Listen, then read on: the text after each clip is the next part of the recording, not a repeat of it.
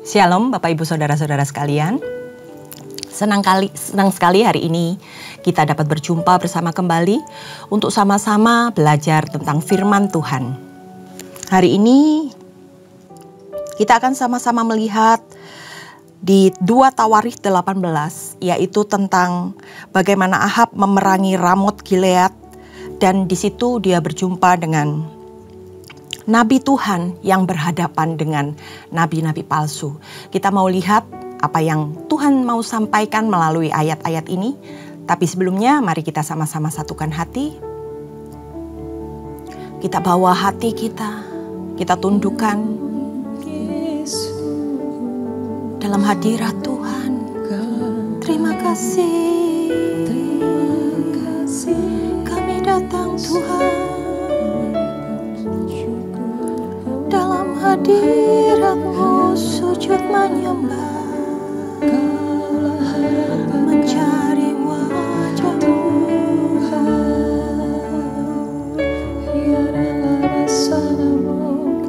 Ora para taralabayashi,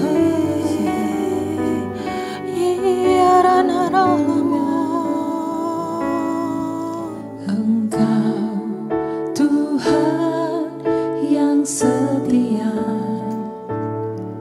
waktu-Mu selalu yang terbaik.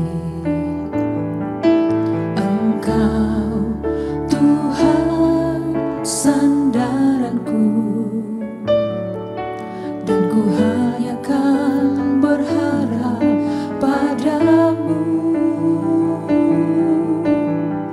Satu-satunya yang ku andalkan, satu-satunya yang ku percaya. Engkau sumber kekuatan, sumber pengharapan, sumber kedamaian. Satu-satunya yang ku andalkan, satu-satunya yang ku percaya. Engkau Tuhan memberkati, Tuhan penyembuhku,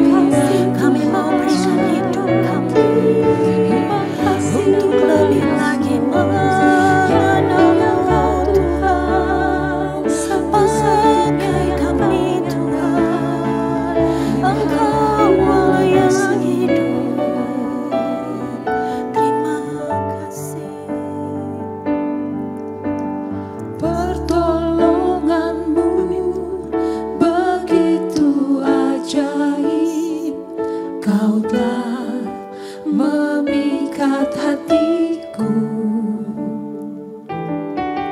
di saat aku tak sanggup lagi.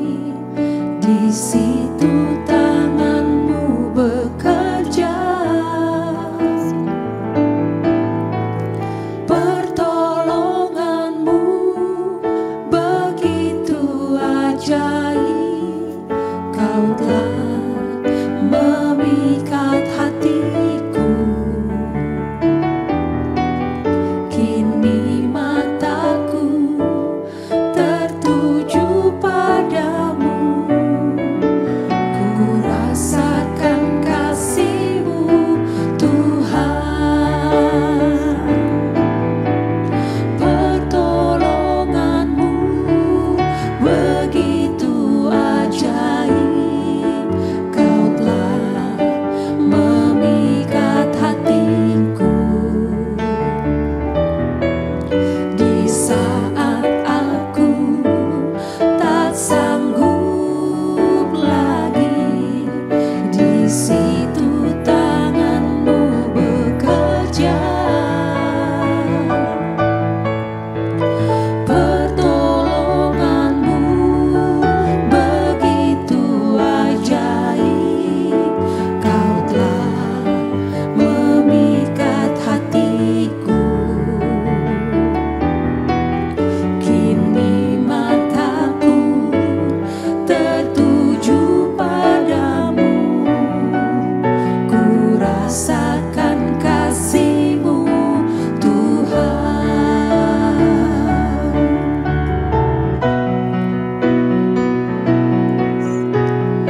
pertolongan-Mu begitu ajaib. Kau telah memikat hatiku di saat aku tak sanggup lagi. Di situ tangan-Mu bekerja, pertolongan-Mu begitu ajaib. Kau telah memikat hatiku, kini mataku tertuju padamu. Ku rasakan kasih-Mu Tuhan, kini mataku tertuju padamu. Ku rasakan kasih-Mu Tuhan, kini mataku tertuju padamu. Ku rasakan kasih-Mu Tuhan.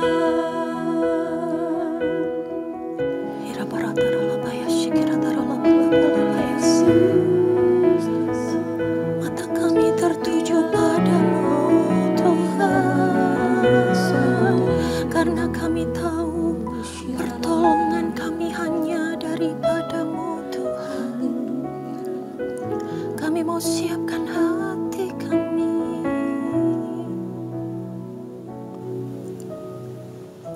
Kami mengucap syukur Tuhan buat setiap pertolongan Tuhan yang Tuhan selalu nyatakan di dalam kehidupan kami. Kalau kami ada hari ini Tuhan, kami tahu ini semua hanya karena anugerah Tuhan. Kalau hari ini kami mau duduk diam di hadapan-Mu, kami mau merenungkan bagaimana sikap hidup yang baik, yang berkenan di hadapan Tuhan, yang dapat kami pelajari, yang dapat kami ambil maknanya dari segala sesuatu yang Tuhan nyatakan di dalam firman Tuhan hari ini. Mari Roh Kudus, Engkau yang mengurapi setiap kami, supaya kami mengerti, bukan hanya sebatas mendengar, tetapi kami bisa melakukan apa yang menjadi kehendak Tuhan, yang Tuhan ajarkan melalui hamba-hamba-Mu yang kami pelajari hari ini. Berbicaralah ya Tuhan, kami siap mendengar. Hanya di dalam nama Tuhan Yesus, setiap yang percaya katakan amin. Oke, hari ini saudara-saudara ayatnya lebih panjang dari ayat-ayat sebelumnya. Jadi kita di sini akan menyiapkan hati kita, bukan cuma telinga kita, saudara-saudara. Karena hari ini kita akan belajar sesuatu tentang nilai. Apa yang kita bisa pelajari di dalam 2 Tawarikh 18, apa yang hendak Tuhan sampaikan dan Tuhan nyatakan melalui kehidupan Raja Yosafat. Dan banyak hal ya saudara-saudara yang bisa kita lihat bahwa saat kita menjalankan kehidupan ini, kadang-kadang kita masuk di dalam jebakan-jebakan. Kadang-kadang kita salah di dalam melangkah. Tapi belajar apa yang dialami oleh Raja Yosafat dan bagaimana dia menyelesaikan setiap polemik yang ada, yang terjadi di dalam waktu dia memimpin kerajaan Yehuda.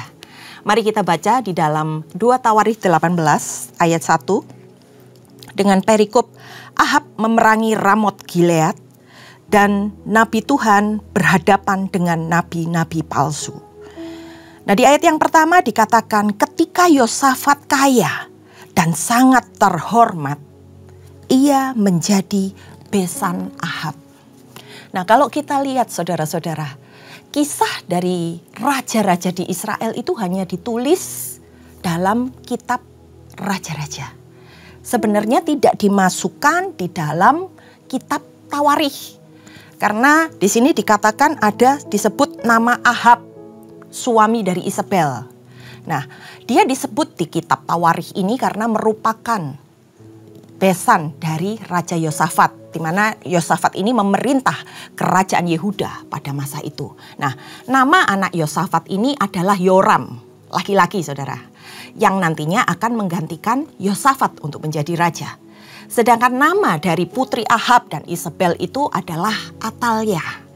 Nah, tentunya ikatan ini, jadi di mana Yosafat mengizinkan anaknya menikah dengan anak Raja Ahab, menyebabkan awal dari kehancuran bagi Yehuda. Nah, Yosafat pada saat memerintah, dia hanya memerintah satu suku dari bangsa Israel, yaitu suku Yehuda. Tapi dia dikatakan dia sangat kaya dan sangat terhormat. Karena apa? Pasukan Yosafat pada saat itu sangat banyak saudara-saudara. Dia mengepalai 780.000 pasukan dari tentaranya dan kemudian 380.000 dari suku Benyamin. Nah, kalau di total saudara-saudara, itu sebuah pasukan yang sangat besar dibandingkan dengan zaman Daud. Daud itu dikenal sebagai seorang raja yang luar biasa. Pasukannya waktu dia memimpin Yehuda hanya sekitar 500.000. Nah, itu kita bisa baca di dalam 2 Samuel 24 ayat 9. Dan sebuah kerajaan yang mempunyai tentara yang sangat besar pada zaman itu adalah kerajaan yang sangat kuat. Sehingga gak ada yang berani menyerang. Malah dari kerajaan-kerajaan yang lain akan membayar upeti sebagai tanda apa? Tanda perdamaian. Nah, kita lanjut di dalam ayat yang kedua.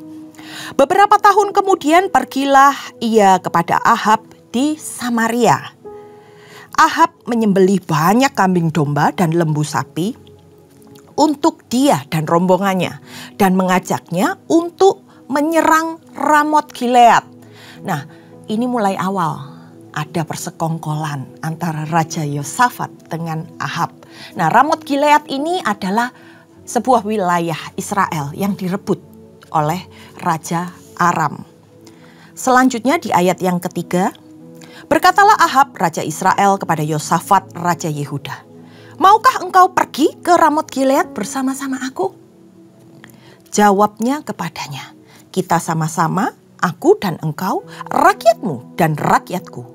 Aku akan bersama-sama engkau di dalam perang. Tetapi Yosafat berkata kepada Raja Israel, baiklah, tanyakan dahulu firman Tuhan. Nah, Yosafat ini adalah orang yang menjaga hidupnya untuk takut akan Tuhan. Makanya dia sampaikan, sebaiknya kita bertanya dulu kepada Tuhan. Apa yang hendak kita lakukan? Tapi kita tahu ya saudara-saudara, Ahab itu adalah raja yang menyembah Baal. Jadi semua nabi-nabi yang ada di sekitar Ahab dikatakan adalah nabi-nabi palsu. Saya ulangi, semua nabi-nabi yang ada di sekitar Ahab itu adalah nabi-nabi palsu. Jadi sekalipun mereka berbicara atas nama Tuhan, tapi sebenarnya mereka ini bukan nabi-nabinya Tuhan, tetapi nabi-nabi palsu, di mana nanti pemimpinnya itu adalah orang yang bernama Sedekia bin Kenaah. Nah, kita baca di ayat selanjutnya yang kelima. Lalu Raja Israel mengumpulkan para nabi, 400 orang banyaknya, kemudian bertanyalah ia kepada mereka, apakah kami boleh pergi berperang melawan Ramot Gilead, atau aku membatalkannya? Jawab mereka, ini jawab nabi-nabi palsu, majulah, Allah akan menyerahkannya ke dalam tangan raja. Nah, mereka bilang, gak apa-apa, maju aja. Jadi kalau kita lihat Raja Israel di sini adalah Ahab. Dia bertanya kepada nabi-nabi yang ada di zaman itu. Nah, kemudian nabi-nabi palsu ini mengatakan sesuatu yang bukan dari Tuhan, tetapi sesuatu yang ingin didengar oleh raja. Jadi tidak seperti nabi yang sesungguhnya, saudara-saudara, yang menyatakan segala sesuatu yang berasal dari Allah. Apa yang disampaikan hanya untuk menyenangkan hati raja. Di ayat yang ke-6, tetapi Yosafat bertanya.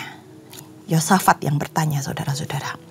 Tidak adakah lagi di sini seorang nabi Tuhan, supaya dengan perantaraannya kita dapat meminta petunjuknya. Yosafat ini adalah seseorang yang memiliki hubungan dekat dengan Tuhan. Jadi dia memiliki kepekaan. Sehingga dia kurang mempercayai apa yang disampaikan oleh nabi-nabi di bawah Raja Ahab. Maka dia menanyakan, ada enggak nabi-nabi lain yang bisa kita tanya? Seorang nabi yang bisa peka dengan suara Tuhan. Nah, kita lihat di ayat yang ke-7. Jawab Raja Israel kepada Yosafat, masih ada seorang lagi yang dengan perantaraannya dapat meminta petunjuk Tuhan. Tetapi aku membenci dia, sebab tidak pernah ia menubuatkan yang baik tentang aku, melainkan selalu malapetaka. Orang itu ialah Mika bin Yimlah. Kata Yosafat, janganlah raja berkata demikian.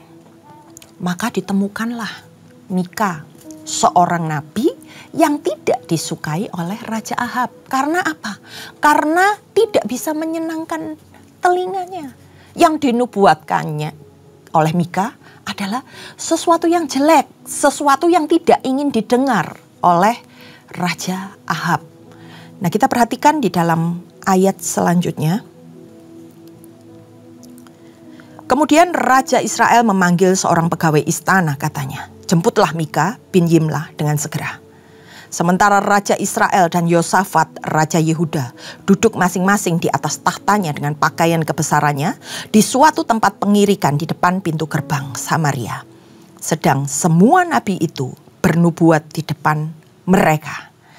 Maka Sedekia bin Kenaah, ini pemimpin dari nabi-nabi palsu itu, membuat tanduk-tanduk besi. Lalu berkata, beginilah firman Tuhan. Dengan ini engkau akan menanduk Aram sampai engkau menghabiskan mereka. Juga semua nabi itu bernubuat demikian, katanya, majulah ke Ramot Gilead dan engkau akan beruntung. Tuhan akan menyerahkannya ke dalam tangan raja. Jadi yang disampaikan bukan yang daripada Tuhan, tetapi apa yang ingin didengar oleh raja, yang menyenangkan hati raja, yang bisa memenuhi ambisi dari raja. Nah, saudara-saudara, sempat dikatakan di situ bahwa nabi palsu ini membuat yang namanya tanduk besi. Jadi Sedekia ini membuat tanduk besi. Tanduk-tanduk besi ini melambangkan apa? Melambangkan sesuatu yang takhayul. Seperti sebuah jimat yang memiliki kekuatan gaib. Dan nabi-nabi palsu tersebut menubuatkan sesuatu yang palsu. Tapi raja seneng dengernya. Raja Ahab suka dengan apa yang disampaikan oleh nabi-nabi palsu tersebut. Suruhan yang pergi memanggil Mika itu berkata kepadanya, "Ketahuilah, nabi-nabi itu sudah sepakat meramalkan yang baik-baik bagi raja. Hendaklah engkau juga berbicara seperti salah seorang daripada mereka meramalkan yang baik." Waktu itu Mika sudah diperingatkan oleh yang jemput, saudara-saudara. Mereka sudah menubuatkan yang baik. Jadi hendaklah engkau juga menubuatkan segala sesuatu yang ingin didengar oleh raja sehingga hatinya disenangkan. Tetapi Mika menjawab, seorang nabi yang sejati, "Demi Tuhan yang hidup, sesungguhnya apa yang akan difirmankan Allahku, itulah yang akan kukatakan." Mika hanya mau mengatakan apa yang Allah nyatakan kepadanya. Di mana seorang nabi yang sejati adalah seorang yang dipakai Tuhan untuk mengungkapkan isi hati Allah. Bukan apa yang ingin didengar oleh manusia. Sekalipun nubuatan itu mungkin gak bagus. Tapi kalau Allah memang mau menubuatkan hal itu, maka kiranya mereka bisa mendengar apa yang berasal daripada Allah. Selanjutnya, setelah ia sampai ke raja, bertanyalah raja kepadanya, "Mika, apakah kami boleh pergi berperang melawan Ramot Gilead? Atau aku membatalkannya?" Nah, saudara-saudara perhatikan di sini, ini sebuah jebakan ya. Jawab Mika, "Majulah dan kamu akan beruntung. Sebab mereka akan diserahkan ke dalam tanganmu." Kalau saya membayangkan saudara-saudara, waktu Mika ngomong ini, itu pasti dengan muka yang sinis, pasti dengan wajah yang tidak menyenangkan. Dan disambung, tetapi raja berkata, "Sampai berapa kali aku menyuruh engkau bersumpah, supaya engkau mengatakan kepadaku tidak lain dari kebenaran." Nah, yang benar di sini saudara-saudara. Lalu jawabnya, "Telah kulihat seluruh Israel bercerai-berai di gunung-gunung seperti kambing domba yang tidak mempunyai gembala. Sebab itu Tuhan berfirman, mereka ini tidak punya Tuhan. Baiklah masing-masing pulang ke rumahnya dengan selamat."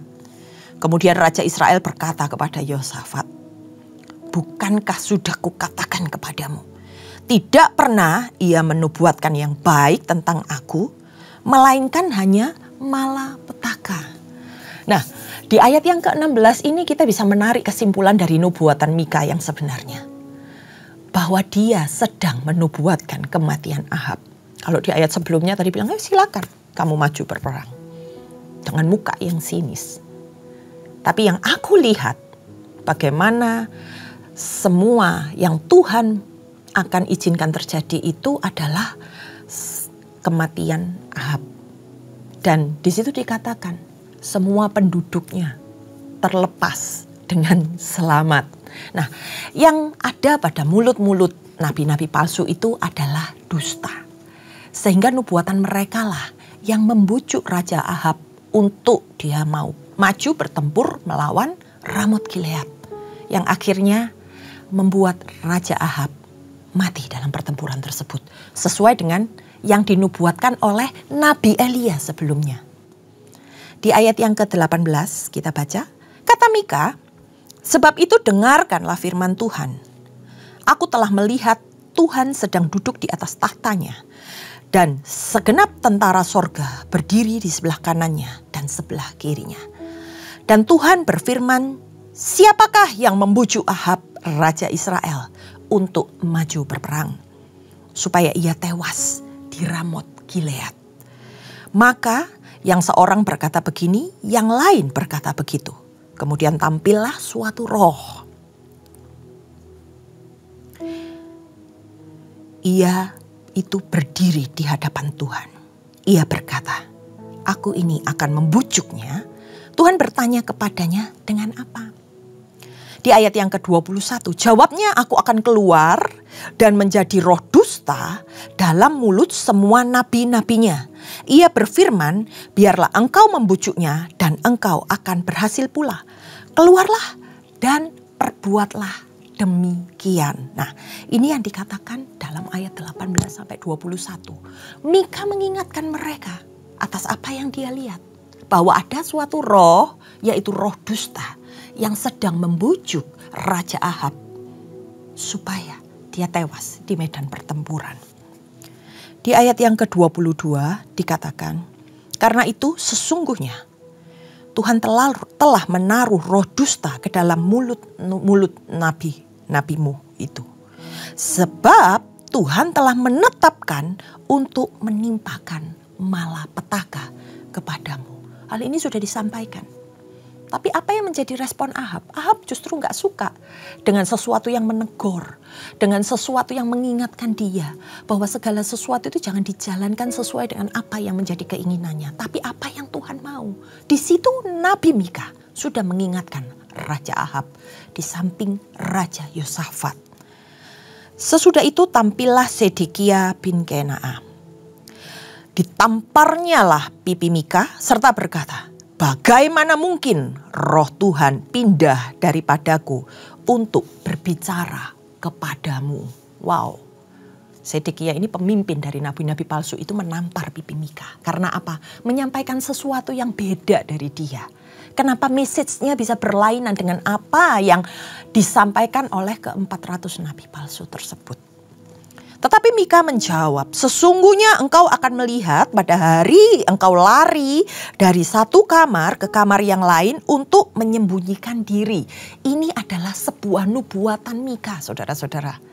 Menggambarkan kehidupan nabi-nabi palsu, apa yang terjadi pada kehidupan mereka setelah kematian Raja Ahab.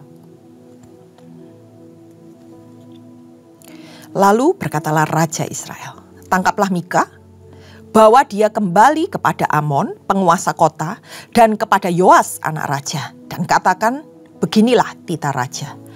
Masukkan orang ini ke dalam penjara, dan beri dia makan roti dan minum air serba sedikit. Sampai aku pulang dengan selamat, kata Raja Ahab. Tetapi jawab Mika, jika benar-benar engkau pulang dengan selamat, tentulah Tuhan tidak berfirman dengan perantaraanku. Lalu sambungnya, dengarlah hai bangsa-bangsa sekalian. Hal ini dari nubuatan Mika berujung dia masuk, saudara-saudara, dalam penjara. Sama seperti martir-martir yang menyampaikan kebenaran. Tapi mereka harus menderita ketika mereka harus masuk di dalam penjara, saudara. Dengan jatah makanan yang dikurangi pada zaman itu. Tetapi Mika tetap mempertegas nubuatannya. Dikatakan, kalau engkau benar-benar bisa pulang dengan selamat. Seolah-olah dia sedang mencemooh Raja Ahab. Engkau ingin yang seperti itu. Tapi Tuhan tidak mau. Let us see. Begitulah apa yang ada di pikiran Nabi Mika. Sesudah itu majulah Raja Israel dengan Yosafat, Raja Yehuda ke Ramot Gilead. Raja Israel berkata kepada Yosafat, aku akan menyamar dan masuk pertempuran, tetapi engkau pakailah pakaian kebesaran. Lalu menyamarlah Raja Israel, kemudian mereka masuk ke dalam pertempuran. Ahab berusaha menyamar, seolah-olah dia ingin mengubahkan ketetapan Allah. Dia berpikir, mungkin kalau aku gak memakai pakaian kebesaran, orang gak tahu kalau aku raja. Tapi Tuhan itu Allah yang berkuasa. Saat Tuhan sudah mengucapkan sesuatu, maka itu akan terjadi. Di ayat yang ke-30, adapun Raja negeri Aram telah memberi perintah kepada para panglima pasukan keretanya demikian. Janganlah kamu berperang melawan sembarang orang. Jadi sudah ada yang diincar, saudara-saudara. Melainkan melawan Raja Israel saja. Kenapa Raja Aram ini mengincar Raja Israel?